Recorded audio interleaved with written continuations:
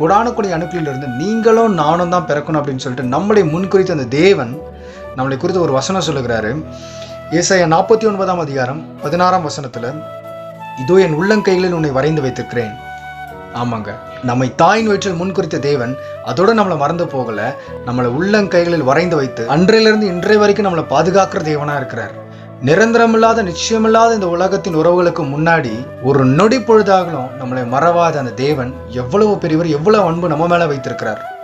இன்னைக்கு நிரந்தரமில்லாத உங்க அன்பு அலட்சியப்படுத்துற இந்த உலகத்தின் உறவுகளுக்கிட்ட உங்களோட நேரத்தையும் உங்களோட ஆர்வத்தையும் வீணா நீங்க செலவழித்து கொண்டிருக்கிறீங்களா? அல்லது உங்களே எப்பவுமே நினைச்சிட்டு உங்களோட அன்பை எதிர்பார்த்து காத்து கொண்டிருக்கிற அந்த பரலோக தகப்பன் கிட்ட உங்களோட அதிகமான நேரத்தையும் ஆர்வத்தையும் செலவழிக்கிறீங்களான்னு நீங்க யோசிச்சுக்கோங்க.